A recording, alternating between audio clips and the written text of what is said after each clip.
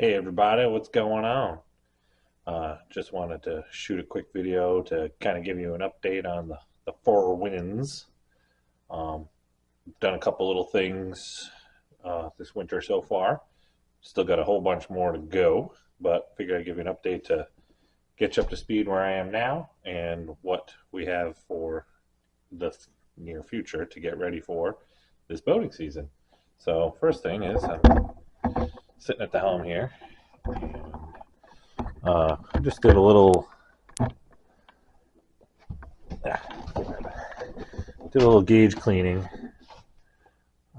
Used some stuff I got from the New England Boat Show, which worked pretty good. I still got to clean up the dashboard and stuff. I tried using it on a spot on the dash here. It didn't really do much, but I'm just gonna try some different stuff to clean that up. I put this block plate up here. There used to be a compass that got robbed before I bought the boat. So I just put that in there because I'm going to use Navionics and stuff like that. Maybe eventually I'll get another compass, but so that takes care of that. Oh, we put this this light here, which boop. So yep. Now we have a nav light, so we can do some knot boating. And now flip around down here to the engine. The engine compartment more so.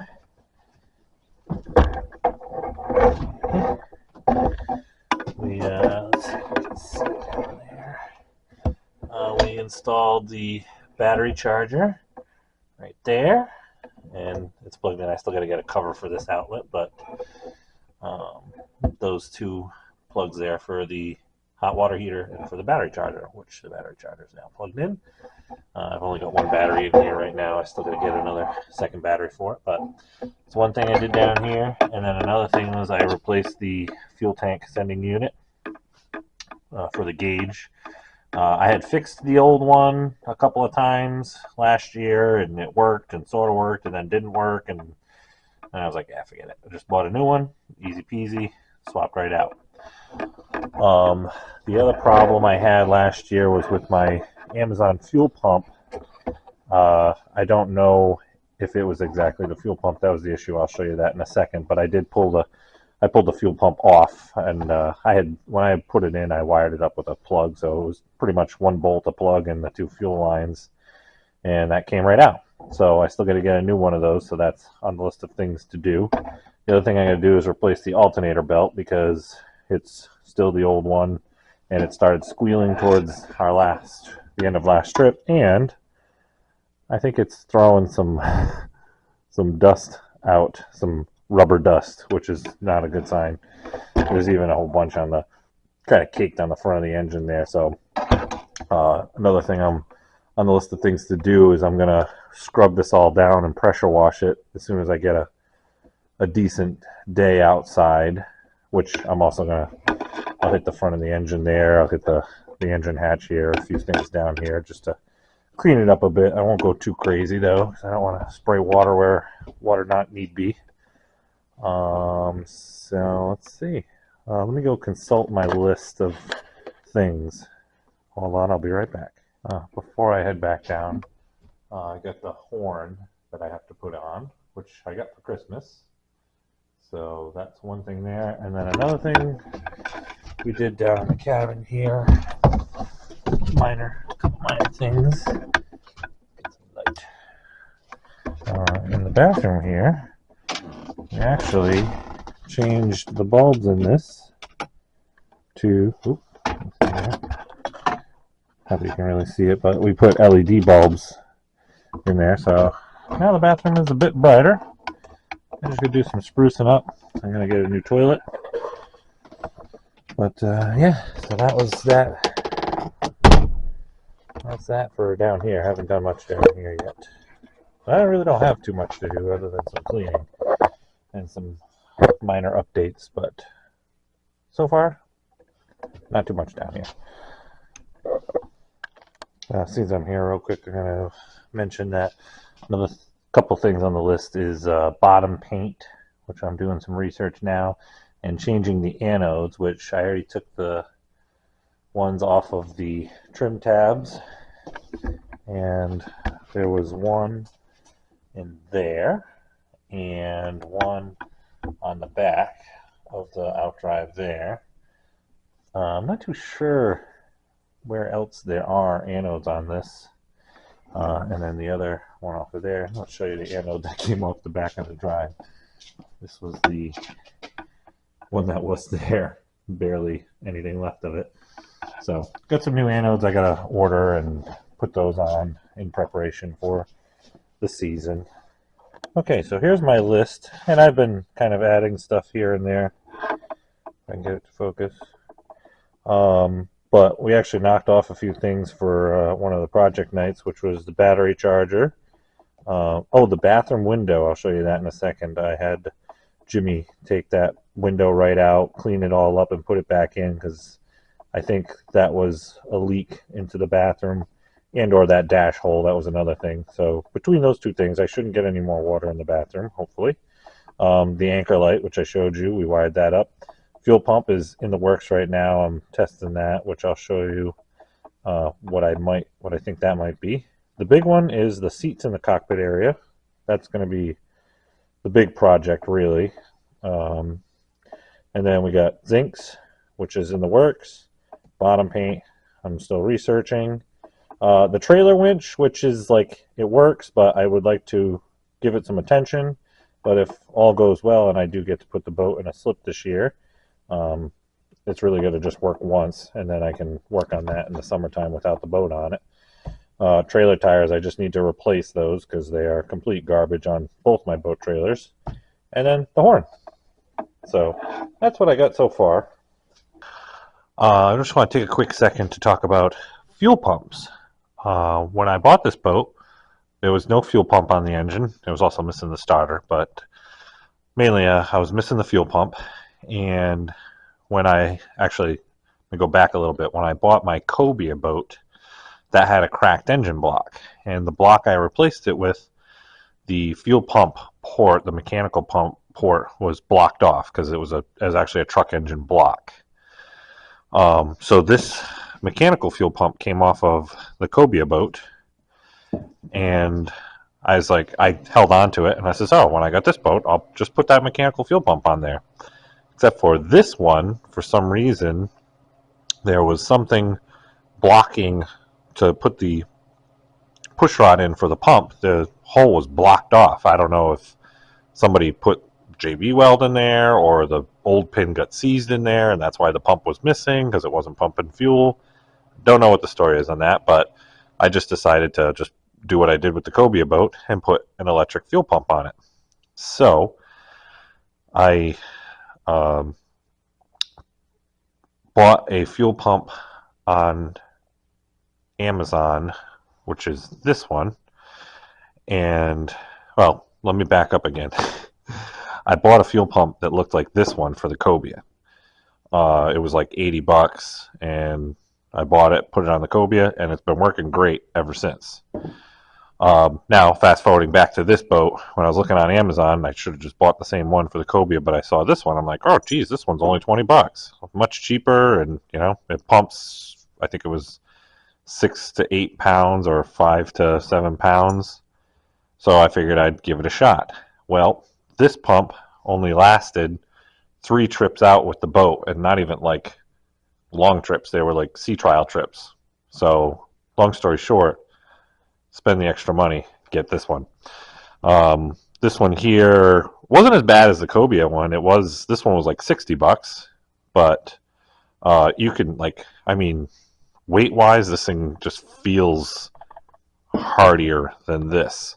Maybe if you're just doing like a backup pump or something, but don't use that as your main pump.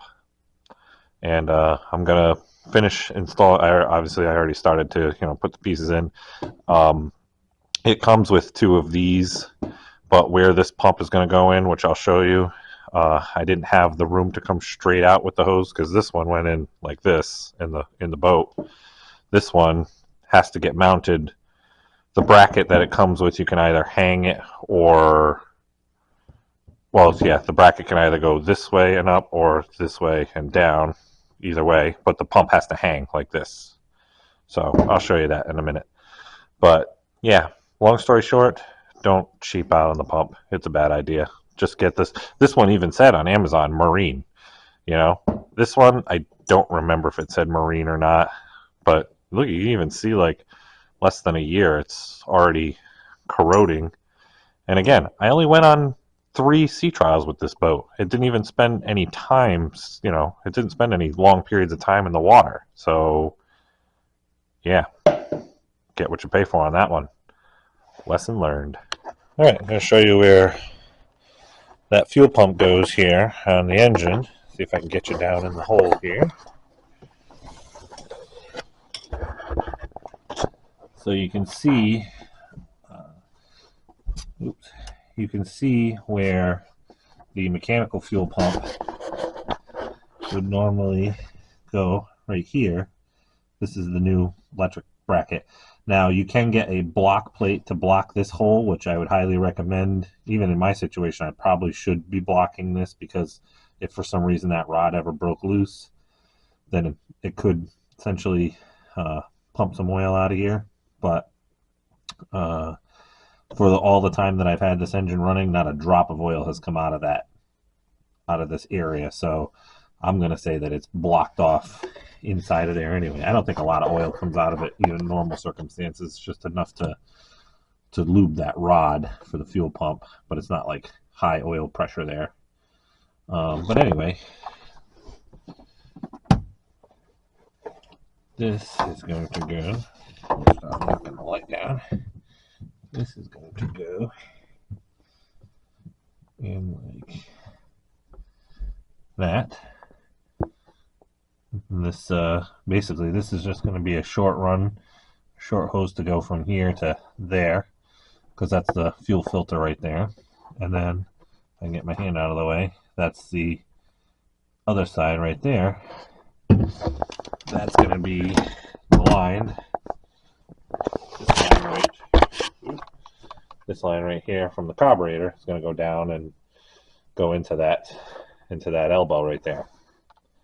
And then from the fuel filter there, it goes over and into the top of the tank.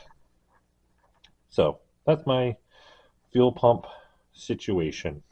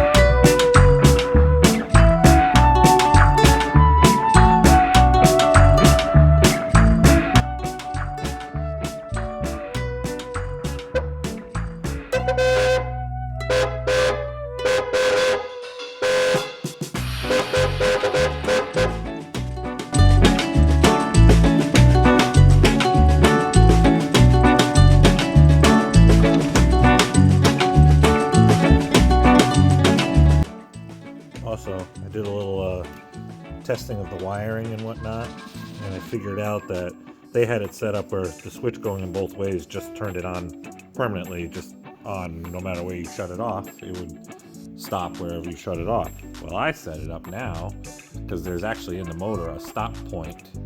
So you turn it on, and even if you turn it off like here, it goes back to the resting point. On, off. Doop. Right where it's supposed to stop. So, just gonna do a little cleanup back there, but we got a windshield wiper. Oh, and also, I don't know if I showed you this, but we have a horn.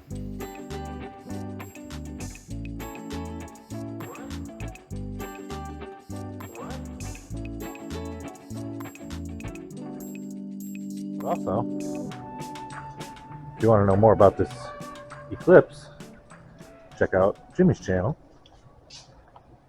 Little sneak peek, he got all his interior pieces in. Well, almost all of his interior pieces. Under there is his turbo, which is still waiting for parts. And yeah, so he'll have all that information on his channel, so go check it out. I'll put the link in the description below. Oh, and here's the real sturdy deck now. That's actually funny. We after we mounted the deck, I changed all the bolts to through bolts. Just ignore that. I'm going to paint that brown. That's like some filler I put in there. But changed all the bolts to through bolts so that the deck is now real strong. And we decided to test it out, and 3 of us got on the back deck here. But because we had the front of the boat up kind of high when we took it off the truck, it actually started to tip backwards. So put like 600 pounds on the back deck here, and yeah, that was enough to offset the front. It was kind of funny, but nobody got hurt. That's all that matters. Boigas. Boigas.